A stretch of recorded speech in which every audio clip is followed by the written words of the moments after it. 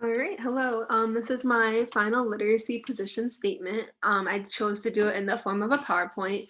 So the format of this presentation will go as follows. I will start by discussing some learning theories and models that I believe are important to secondary education.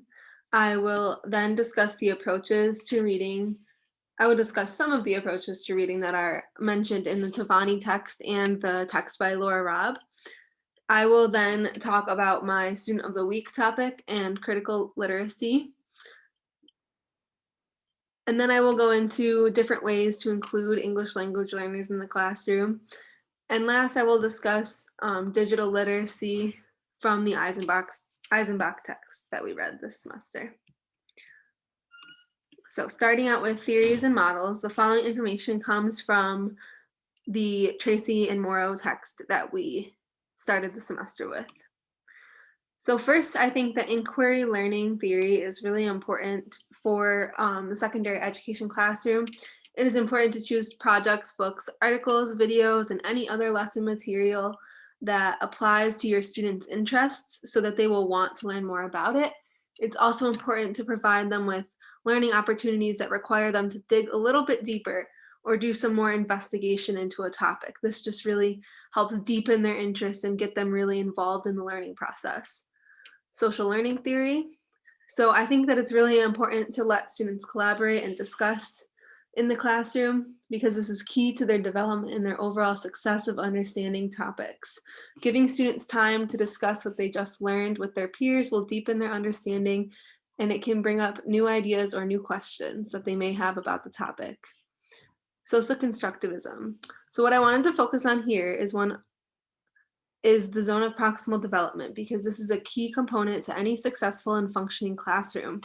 Students need to be given work that suits their own zone of proximal development so that they are able to succeed, so that they are challenged, and so that they can continue to learn and to grow in that classroom. And the last theory that I want to talk about is schema theory. So keeping in mind how students organize their information should always be at the forefront of the teacher's mind and their thinking when creating lessons.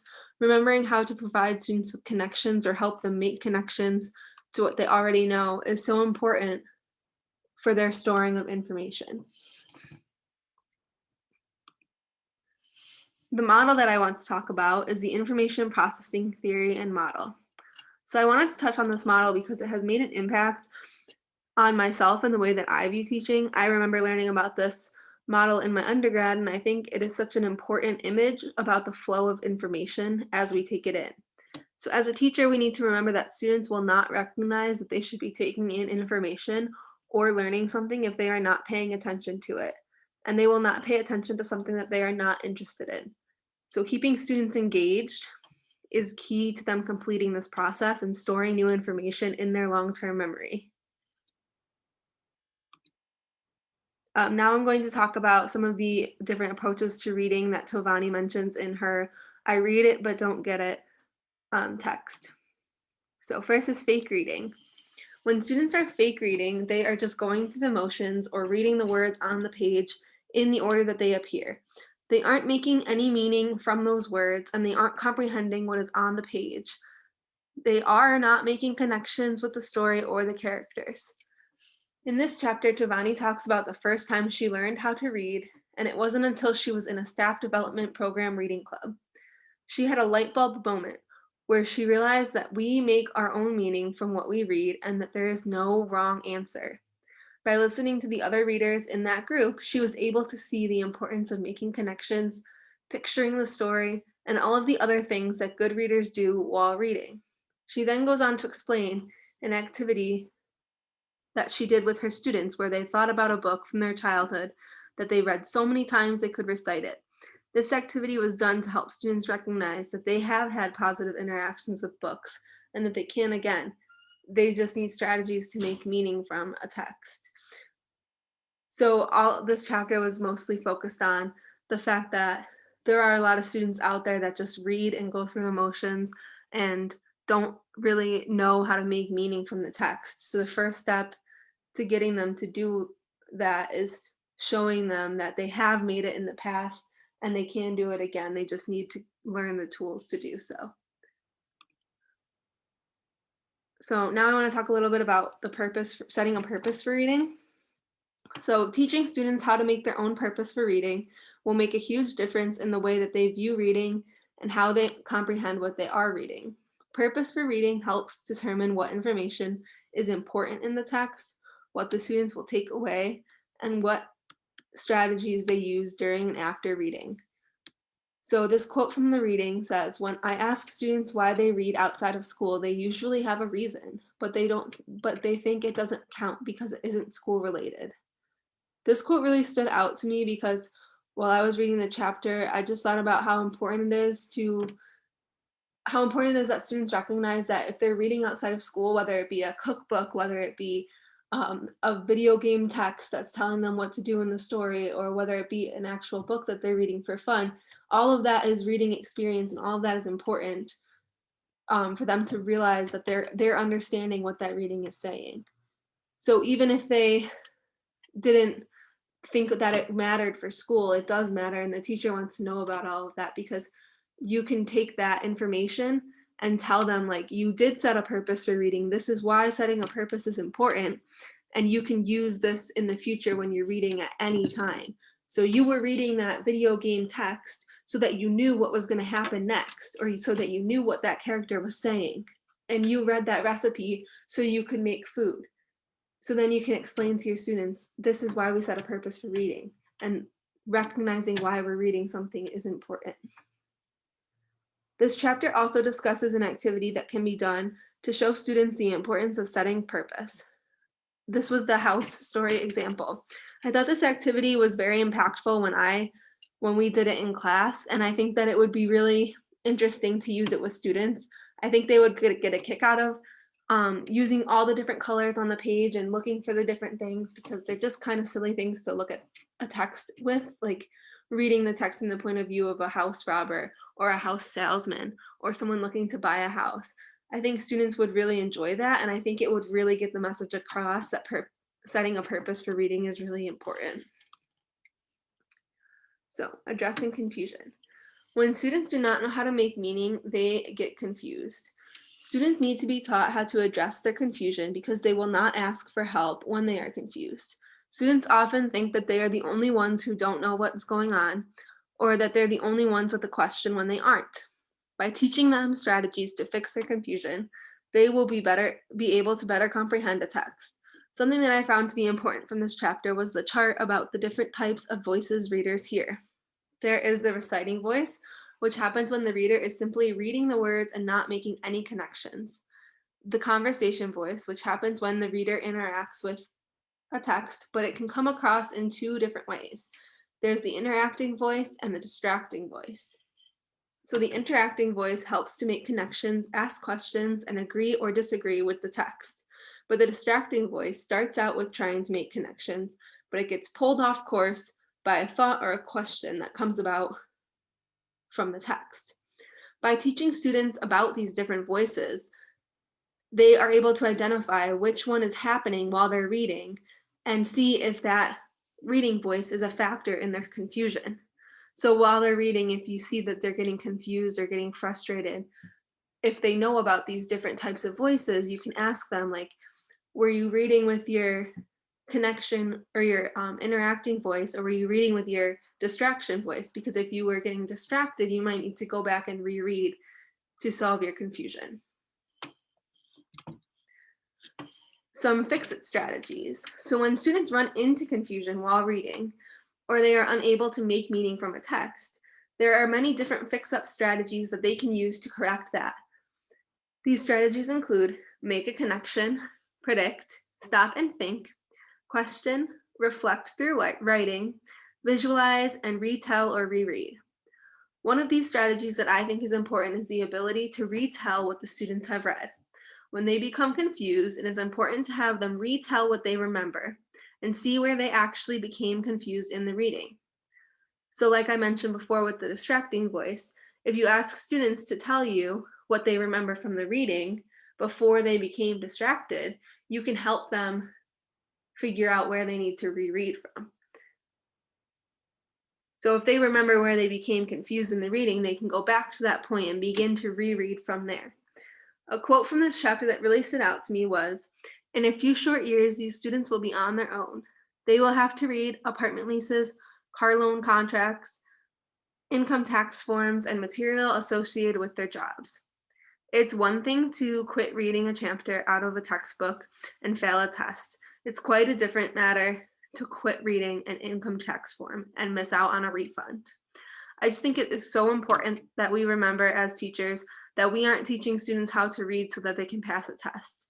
That is important and is important to assess our students, but we are trying to set them up for success in their future because our whole world revolves around literacy and having these literacy skills. They need to have their reading skills so when they have to read something for their future, they're able to do so and they're able to understand it and um, push through if they have struggles or confusion or ask questions when they need to. So teaching them all of these different fix-up strategies are really important for not only in the classroom right now, but for their future.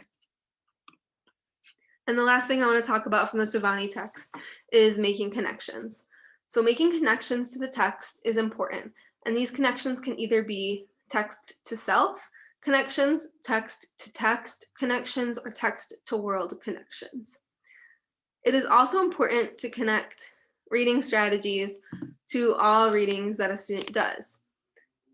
So we're not just trying to help them make connections to their readings, we're trying to help them see that when they're reading in their other content areas or when they're reading a book at home for fun, they should still be using the reading strategies that they're learning in their ELA classes or in their reading classes. So Tavani says, "Rarely do teachers take time to blur the boundaries between content areas. If students can be shown how knowledge interrelates, they can use the information taught in one class to help them with the material in another. Showing students that the information in one class doesn't just stop being important when they leave that classroom can help them in many of their other content areas. Making connections helps readers by allowing them to relate to characters, visualize, avoid boredom, pay attention, listen to others, actively read, remember what they read, and ask questions.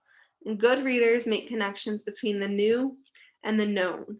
So we need to tell our students that they're taking what they already know about the world, about life, about a text that they're reading, about a different content area, and they're taking that information and they're putting it all together with what they're reading now. Students also don't realize that their content areas can overlap. So showing students that when they leave the classroom, that information should be coming with them is something that they might not always recognize and something that is important. So say you're reading a book about the Civil War in a reading class, you just because that's the topic of the book you're reading. You can take that information that you're learning and apply it to your social studies class when you get to that topic. But students won't make these connections on their own. Teachers need to show them and work together to get students to understand this. And making connections doesn't come naturally. Students really need to know and be taught strategies so they can make these connections. All right, so next I'm going to discuss a few chapters from the text by Laura Robb that works with different approaches to reading and teaching reading strategies in middle school. So one way to teach students reading strategies is through mini lessons. Mini lessons are not a one-size-fits-all type of lesson, as none are. These should be targeted and specific lessons that fit the needs of the students in your class. We need to work with each student to determine their knowledge of key reading strategies and then plan how we are going to model each of those strategies in mini lessons for those that need them. Mini lessons should be 15 to 25 minutes of modeled or explicit instruction on a strategy with time after for any questions from students. Mini lessons should feature a think aloud type flow. The teacher should be thinking aloud and saying exactly what she's doing or what he is doing while doing the mini lesson so that the students can see exactly what they should be thinking while they're using that strategy.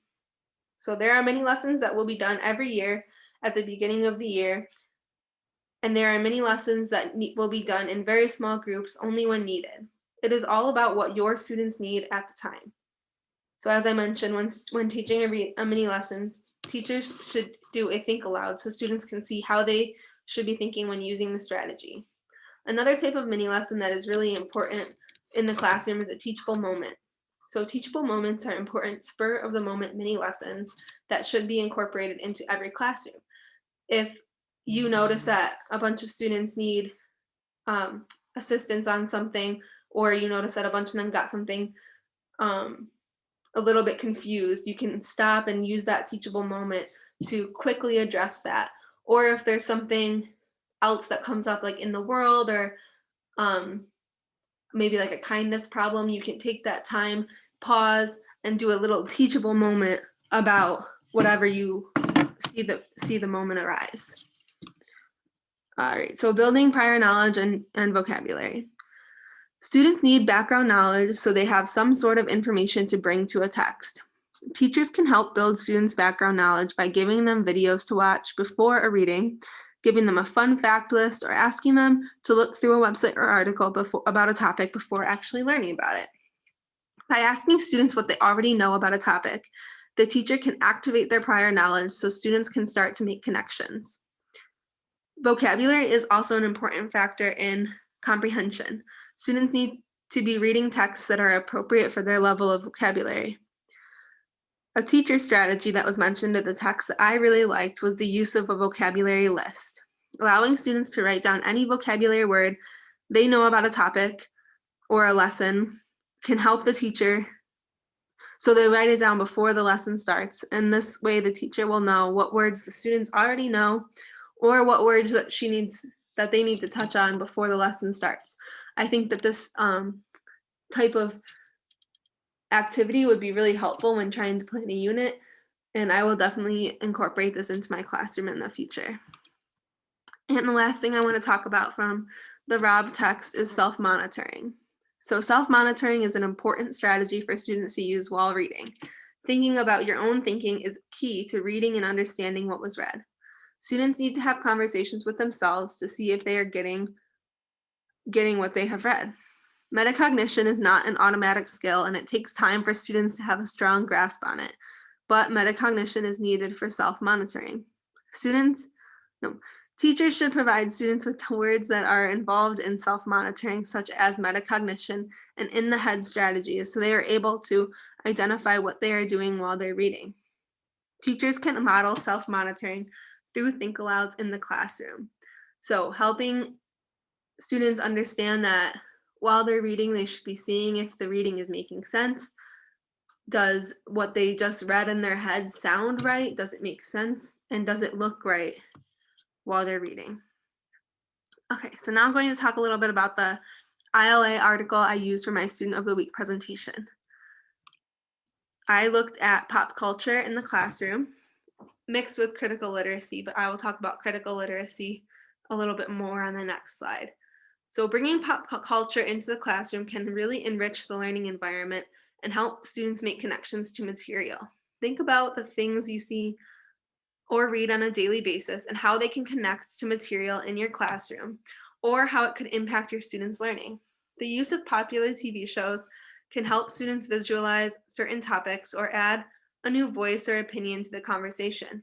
Bringing current events into the classroom by using news articles and TV portrayals can help to show your students like what's happening in the world and get their reactions.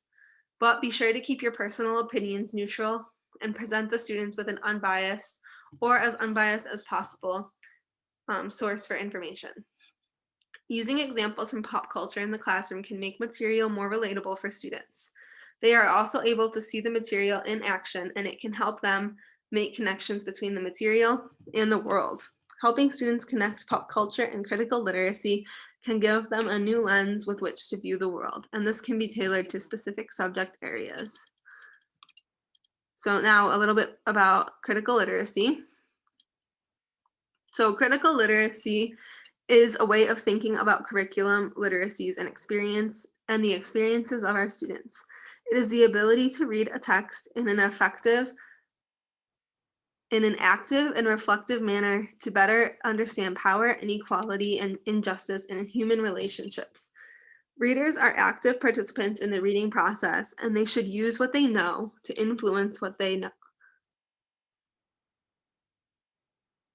They should use what they read to influence what they know, and what they know to influence what they are reading.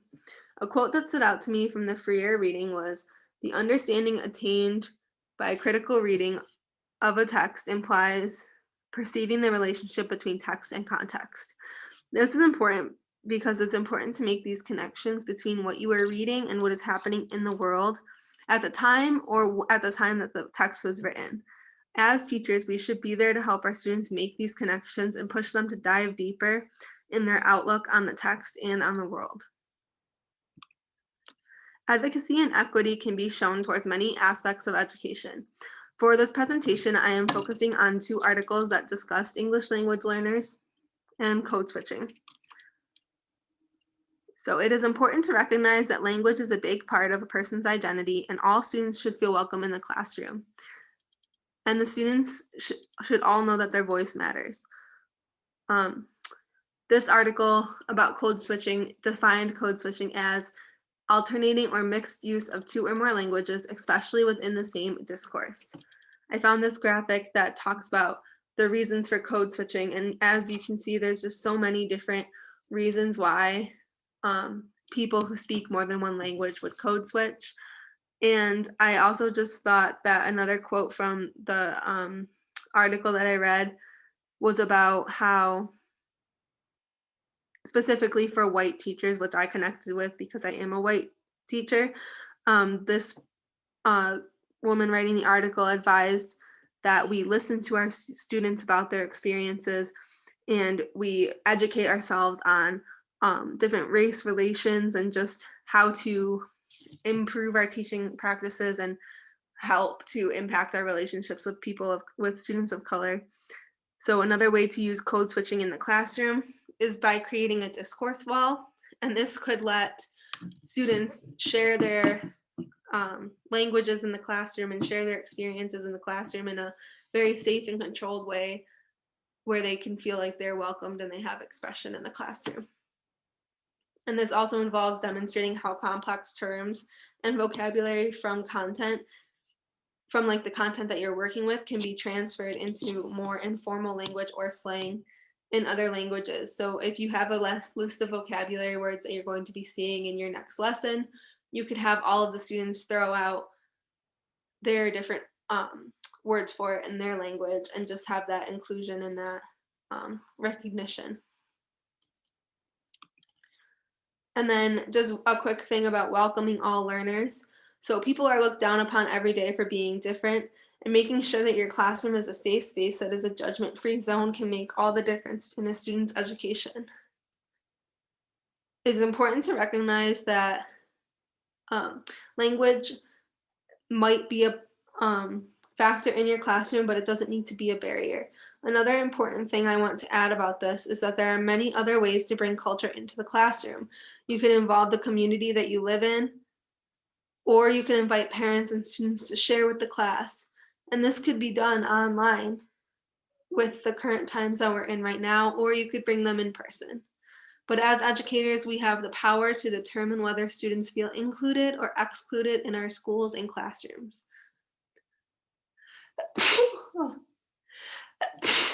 Oh, excuse me. I just thought this was such an impactful quote because it's so true. Like, setting up your classroom to include all learners is why I wanted to become a teacher. I think it's so important to show that every student's voice matters and every student should be heard, and your classroom should be a safe space for these kids in it. They shouldn't dread coming to school because they feel excluded. I just think taking that extra step and making sure that all students feel welcome in your classroom is really important for their overall learning experience. And now just the last thing, I'm going to talk about some online strategies that were discussed in the Eisenbach text. So first is building relationships and creating community. You may think this would be difficult in an online classroom because your students aren't seeing each other face to face. They're not able to discuss with each other, but Eisenbach gave many good examples of how you could do this in your classroom. So relationships in the classroom have a direct impact on the flow and learning that occurs there. A major part of building a classroom community is getting to know the students in that classroom. There are different ways to do so that can be used in combination or on their own. First, you could have students complete an online interest inventory where they answer questions about what they like. You can ask students to create a virtual avatar that can be the face of their online assignments, or you can do a phone call or video chat to meet with your student and get to know them that way. Getting to know our students as readers and writers is also very important for the instruction that will be provided throughout the year. You can have them complete a reading and writing survey that is kind of like an interest inventory, but it's specifically designed for reading and writing. Or you could have a book talk where you discuss favorite books or recent reads. Students can also create videos or short bios that could go out to the rest of the class so everyone can get to know their classmates as well. Providing students time to work with this new technology right at the beginning of the year helps them to practice for future use. So asking them to create a video just as practice for the beginning of the year as a get to know me shows them that they are able to use that technology. So later, if you want them to record a video of them answering a question, they already know how to use that certain online activity. So student voice and identity. Helping our students find their voice in their writing is key to them producing authentic and quality pieces of writing. By helping them set literacy goals, they're able to see what they want out of their literacy education, and they can see where they want their writing skills to grow to. This gives them something to look forward to when reading and writing, and you can also provide the students with choice in what they read and what they write about, because this can help them figure out what they're passionate about, and it can help them develop their voice and how they want their writing to come across. I think another important thing when providing students opportunity to find their voice is giving them many different kinds of pieces to read so they can read all of the different types of voices that can be in writing, and see they can see that every author has a different voice or every piece has a different tone, and just giving them many different examples can also help students find their voice in their own writing. And then multiple forms of writing. It is important to teach students about the different kinds of writing that are out there and to provide them time to use each type. A few examples of this are journaling, blog posts, discussion boards, and professional writing. I really like the use of blog posts because students can read what other classmates have written, but it is anonymous to everyone but the person who wrote it and the teacher. This allows the students to feel more comfortable when writing, and they can be more free in their answers. My 5th grade student teaching placement used blog posts in the classroom, but I would have assumed that they would have been the same if they were online. I think that it worked really well. The students really liked it, answering one quick question with a couple sentences made them feel like they were accomplished in their writing and like that they were getting their message across, and they could be free in what they were writing because the rest of their classmates couldn't read it knowing who wrote it. They would read each other's writing and react to it, but they didn't know who wrote each piece, which I thought helped with the overall flow of the project. And I also like the idea of teaching students professional writing, like how to write a resume or a cover letter, because these are things that they will need to know in the future. And teaching them it in school can really help them when they get to sit down and write their first resume on their own. So thank you for listening, and all of my resources are on the different section slides throughout this presentation, so you can find them all there.